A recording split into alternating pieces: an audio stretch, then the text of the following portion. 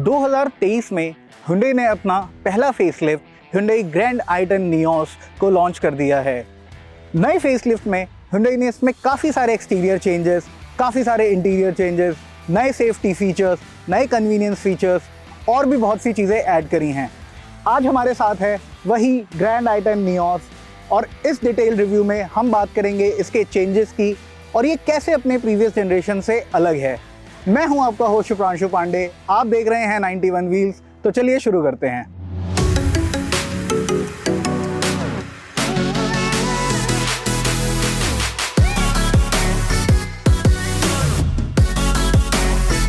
अब अगर बात करें इसके एक्सटीरियर की और इसके फ्रंट प्रोफाइल की, जो मेजर चेंज आपको यहाँ पे मिलेगा वो है इसका फ्रंट लोअर प्रोफाइल। यहाँ पे आपको एक बिल्कुल नया फ्रंट बम्पर मिलता है और नया रेडिएटर ग्रिल मिलता है। रेडिएटर ग्रिल में आपको ग्लॉस ब्लैक फिनिश देखने को मिल जाता है। उसके साथ ही साथ अगर आप इसके थोड़ा सा साइड में आते हैं तो आपको एक नए वाई शेप DRL मिलते हैं। पहले जो DRL आपको मिलता था वो यहाँ पे प्लेस्ड था और बूमरैंग शेप में था, बट अब DRL की प्लेसमेंट नीचे बम्पर में हो गई है। और इसके साथ ही साथ Hyundai ने यहाँ से जो प्रोजेक्टर फॉग लैंप आपको मिलते थे वो हटा दिए हैं। जो इसका ये ग्लॉस ब्लैक रेडिएटर ग्रिल है वो इसके फ्रंट प्रोफाइल को और ज़्यादा प्रीमियम और ज़्यादा स्पोर्टी बनाता है। ऊपर अगर हम आते हैं तो ये जो हेडलैम्प डिज़ाइन है ये सिमिलर है जो प्रीवियस जनरेशन में भी मिलता था। प्रोजेक्टर हेडलैम्प मिल जाते हैं और bulb type turn indicators. Side profile की बात करें तो यहाँ पे आपको मिलता है एक नया 15 इंच का diamond cut alloy wheel design काफ़ी अलग है प्रीवियस जनरेशन से। ये आपको एक डुअल टोन कलर शेड में मिल जाता है विद सिल्वर एंड ब्लैक। उसके बाद अगर ओवरऑल साइड प्रोफाइल की बात करते हैं तो वो प्रीवियस जनरेशन की तरह ही है, सिमिलर है। यहाँ पे आपको Chrome door handles, body coloured ORVM, उसके साथ ही टर्न इंडिकेटर्स, यहाँ पे रूफ रेल्स और ओवरऑल साइड प्रोफाइल नए अलॉय व्हील्स के साथ और भी स्पोर्टी हो गया है।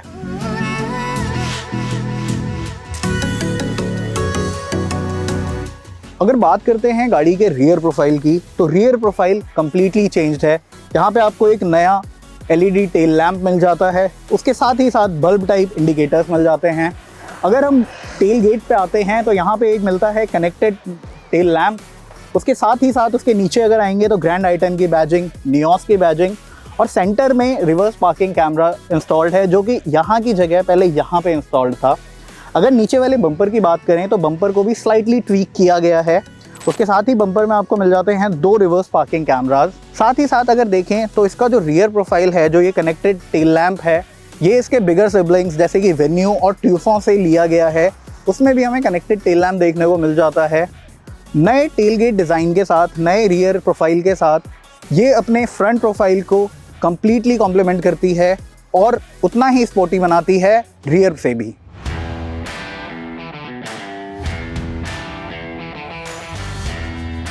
अब अगर हम इंटीरियर की बात करते हैं तो यहाँ पे जो इंटीरियर का डिज़ाइन है वो काफ़ी सिमिलर रखा गया है, बट जो कलर शेड्स हैं, जो कलर थीम है वो चेंज कर दी गई है। यहाँ पे आपको एक डुअल कलर टोन मिलता है विद वाइट और सॉर्ट ऑफ ग्रे और black. Most of the material यहाँ पे हार्ड प्लास्टिक ही है, बट उसके साथ ही साथ जो ये वाला एरिया है यहाँ पे आपको मिलता है ग्लॉस ब्लैक ट्रीटमेंट।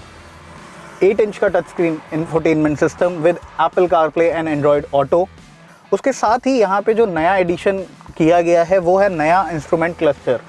Hyundai ने हमेशा से ही सेफ्टी को एक प्रायोरिटी रखा है और उसी को मद्देनज़र रखते हुए इसमें काफ़ी सारे नए सेफ्टी फीचर्स ऐड किए गए हैं।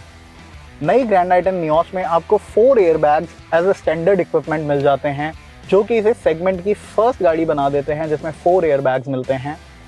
Top of the line model में आपको मिलते हैं 6 एयरबैग्स। उसके साथ ही साथ tyre pressure monitoring system, hill start assist, electronic stability control, vehicle stability management, ABS, EBD और भी काफ़ी सारे स्टैंडर्ड सेफ्टी फीचर्स।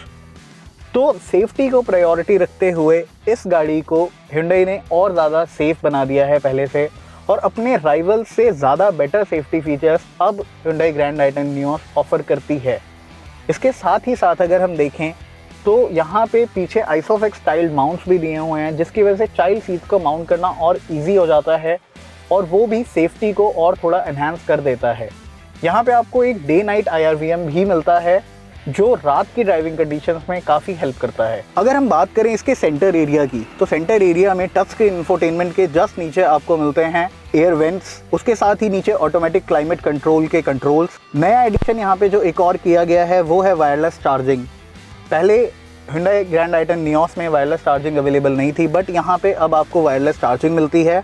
और उसके साथ ही साथ यहाँ पे आपको मिलता है एक टाइप सी फास्ट चार्जर, एक 12 वोल्ट का चार्जिंग सॉकेट, उसके साथ ही एक USB चार्जिंग सॉकेट एंड एक USB to connect your Apple CarPlay and Android auto.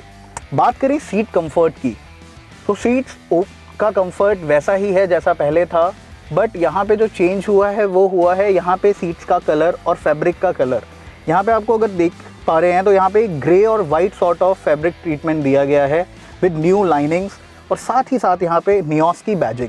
Seat में आपको इंटीग्रेटेड हेडरेस्ट मिलते हैं जो थोड़ा सा टर्न ऑफ हो सकता है from comfort perspective, but overall जो कैबिन का लुक है, जो कैबिन का फील है, वो काफ़ी एरी है, काफ़ी अच्छा है, काफ़ी प्रीमियम टच देता है गाड़ी को। अब अगर यहाँ इस एरिया की बात करते हैं तो यहाँ पे आपको मिलते हैं 2 कप होल्डर्स, आर्मरेस्ट नहीं मिलता है, पार्किंग ब्रेक और sufficient space to keep your wallet and phone और कीज़। डोर पैनल्स की अगर बात करें तो डोर पैनल्स पे मिल जाता है एक ये नया मेटल डोर हैंडल, उसके साथ ही साथ वही white and black treatment, bottle holders and map pocket. Bottle holders में आप इजीली 1 लीटर का बॉटल स्टोर कर सकते हैं। सनशेड, यहाँ पे कोई भी मिरर नहीं मिलता है, बट एक ही टिकट होल्डर यहाँ पे दिया गया है। और अगर बात करें पैसेंजर सनशेड की तो यहाँ पे आपको एक मिरर मिल जाता है। चलते हैं इसके रियर बेंच पे और देखते हैं कि वहाँ क्या क्या फीचर्स और क्या कंफर्ट ऑफर किया गया है। जहाँ तक रियर सीट की बात है, रियर में आपको एक सिंगल बेंच सीट मिलती है, बीच में कोई भी आर्मरेस्ट नहीं मिलता है, बट यहाँ पे जो एक प्लस पॉइंट है वो है ये एडजस्टेबल हेडरेस्ट। एडजस्टेबल हेडरेस्ट होने की वजह से जो लोग ज़्यादा हाइट वाले हैं वो अपना सर ईज़िली पीछे रख सकते हैं और ज़्यादा कंफर्टेबली बैठ सकते हैं। अगर बात करें स्पेस की, तो अगर मेरा यहाँ पे हेडरूम काफ़ी सफिशिएंट है, मेरी हाइट 5'10" है और मेरे पास यहाँ पे इनफ लेग रूम है। सीट्स थोड़ी सी स्कूप्ड आउट हैं, इसलिए लेग रूम थोड़ा और इंक्रीज़ हो जाता है उसकी वजह से। ड्राइवर सीट मेरी हाइट के अकॉर्डिंगली ही सेट है, उसके बाद भी मेरे पास यहाँ पे सफिशिएंट लेग रूम है, सफिशिएंट हेड रूम है। कैबिन का जो फील है वो काफ़ी एरी है, जो कलर ट्रीटमेंट है वो कैबिन को काफ़ी एरी बना देता है। उसके साथ ही यहाँ पे जो एक और कंफर्ट के लिए चीज़ दी गई है वो है rear AC went. Rear AC went होने की वजह से AC की कूलिंग पीछे वाली सीट पे और ज़्यादा इफेक्टिव हो जाती है। उसके साथ ही साथ नीचे दिया गया है एक 12 वोल्ट का चार्जिंग सॉकेट, ताकि आपको फ़ोन चार्ज करने के लिए आगे वाले चार्जिंग सॉकेट पे रिलाय ना रहना पड़े। तो रियर सीट कंफर्ट भी गाड़ी का ध्यान में रखा गया है। यहाँ पे आपको 2 3-point सीट बेल्ट और एक सेंटर लैप बेल्ट मिलती है। उसके साथ ही यहाँ पे आइसोफिक्स चाइल्ड सीट माउंट्स भी दिए गए हैं जो सेफ्टी को और एनहेंस कर देता है।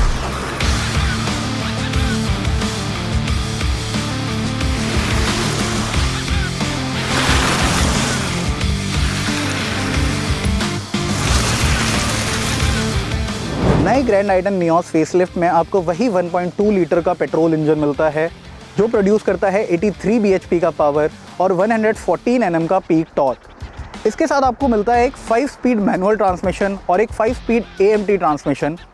इसके साथ ही साथ एक CNG इंजन भी आपको मिल जाता है जो प्रोड्यूस करता है 69 bhp का पावर और 95.2 Nm का peak torque, mated with a 5 speed manual transmission. ये जो इंजन है इसके स्पेसिफिकेशंस और मैकेनिकल्स ऑलमोस्ट सेम है, बट ये इंजन अब आने वाले RDE नॉर्म्स से कंप्लाई करता है और Hyundai का कहना है कि ये इंजन E20 फ्यूल रेडी है। ओवरऑल जो इंजन का परफॉर्मेंस है वो काफ़ी सिमिलर है, काफ़ी वैसा ही है जैसा आपको प्रीवियस जनरेशन में मिलता था। थोड़ा सा रिफाइनमेंट को और इम्प्रूव कर दिया गया है, गियर शिफ्ट को और थोड़ा स्मूथ कर दिया गया है। तो जो ओवरऑल परफॉर्मेंस आपको यहाँ पे मिलने वाला है वो काफ़ी सेटिस्फाई रखेगा आपको सिटी ड्राइविंग कंडीशंस में। बात करें फ्यूल एफिशिएंसी की, तो ये इंजन मैनुअल ट्रांसमिशन के साथ आपको एक रेटेड माइलेज देता है 20.7 kmpl का, और वहीं AMT ट्रांसमिशन के साथ ये एक रेटेड माइलेज देता है 20.1 kmpl का। CNG इंजन जो कि 1.2 लीटर CNG इंजन ही है वो आपको देता है rated mileage of 27.3 kmpl। Number wise अगर देखें तो ये माइलेज काफ़ी एफिशिएंट बनाता है इस गाड़ी को, बट रियल ड्राइविंग कंडीशन में माइलेज क्या है वो आगे पता चलेगा।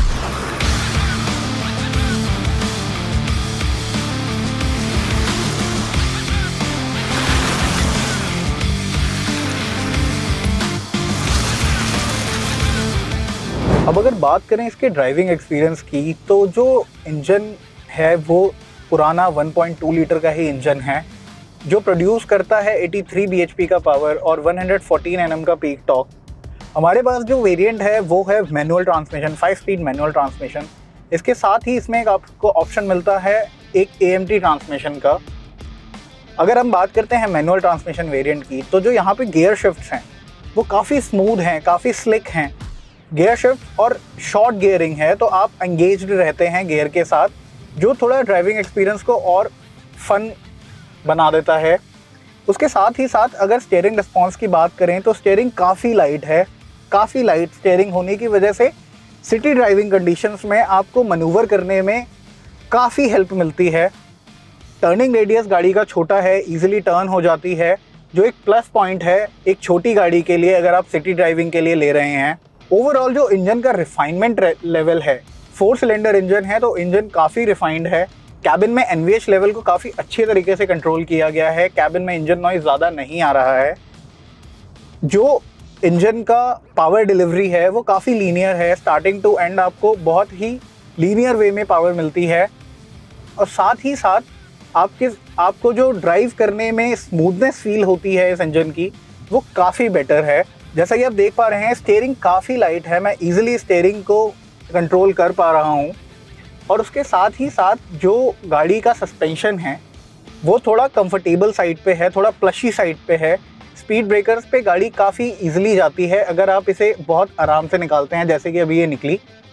बट अगर आप इसे बिना कोई पॉटहोल आपके सामने आ जाता है अचानक और आप उसे ध्यान नहीं देते हैं, तो फिर थोड़ा सा जो झटका है वो फील होगा, क्योंकि सस्पेंशन का ट्रेवल थोड़ा सा कम है, इस वजह से वो झटका फील होता है। बट ओवरऑल जो सस्पेंशन है वो काफ़ी ज़्यादा प्लशी साइड पे है, आपको एक कंफर्टेबल राइड प्रोवाइड करेगा। इंजन की परफॉर्मेंस ओवरऑल मुझे काफ़ी अच्छी लगी है। एक सिटी ड्राइव कार के लिए ये एक बहुत ही बढ़िया इंजन है, आपको एक लीनियर परफॉर्मेंस देता है। टॉर्क भी काफ़ी है, पिकअप, इनिशियल पिकअप गाड़ी का अच्छा है। अगर आप इसे 80-90 पे भी क्रूज़ करते हैं तो आप कंफर्टेबली कर पाएंगे। यहाँ पे एक जो नया फीचर ऐड और हुआ है जो आपके ड्राइविंग एक्सपीरियंस को और एनहांस करने वाला है, वो है क्रूज़ कंट्रोल। यहाँ पे आप इजीली स्टीयरिंग पे ही क्रूज़ कंट्रोल के कंट्रोल्स दिए गए हैं। क्रूज़ कंट्रोल लगा के हाईवे पे सही से क्रूजिंग कर सकते हैं। तो ओवरऑल मैं इस गाड़ी के परफॉर्मेंस से अब तक काफ़ी खुश हूँ। फ्यूल इकोनॉमी भी हमारे टेस्टिंग कंडीशंस के हिसाब से हम इसे काफ़ी देर से चला रहे हैं। 13-14 ये सिटी में दे रही है, जिसमें स्पीड भी थोड़ी अप रही है, थोड़ी सडन ब्रेकिंग्स भी रही हैं। तो अगर आप इसे एक वेल मैनर्ड वे में चलाते हैं तो ये आपको अच्छी इकोनॉमी देने वाला इंजन है। तो क्या Hyundai ग्रैंड i10 नियोस पहले से एक बेटर ऑफरिंग बन गई है? सो अगर आप मेरे पर्सपेक्टिव से देखें तो हाँ, डेफिनेटली ये पहले से एक बेटर प्रोडक्ट बन के आई है। इसमें जो एडिड सेफ्टी फीचर्स आए हैं, जो एडिड कन्वीनियंस फीचर्स आए हैं, वो इसे इसके प्राइमरी राइवल से एक बेटर ऑप्शन बना देते हैं। अगर हम इसे का प्राइस देखें तो Hyundai ने इसे काफ़ी क्लेवरली इसके primary rival Maruti Suzuki Swift से कम प्राइस में लॉन्च किया है। इसका प्राइस स्टार्ट होता है 5.68 लाख रुपीज़ से and it goes up to 8.46 lakh rupees. साथ ही साथ इसमें आपको मिल जाता है CNG का ऑप्शन भी। तो जो थोड़े से फ्यूल एफिशिएंट गाड़ी चाहते हैं वो CNG ऑप्शन ले सकते हैं। नए सेफ्टी फीचर्स, नए कन्वीनियंस फीचर्स इसे थोड़ी सी प्रीमियम बना देते हैं as compare to its previous generation. Standard safety features पे ध्यान दिया गया है, तो वो भी एक बेटर ऑप्शन बना देते हैं और इसे फर्स्ट इन सेगमेंट गाड़ी बना देते हैं, जिसमें आपको 4 एयरबैग्स स्टैंडर्ड मिलते हैं।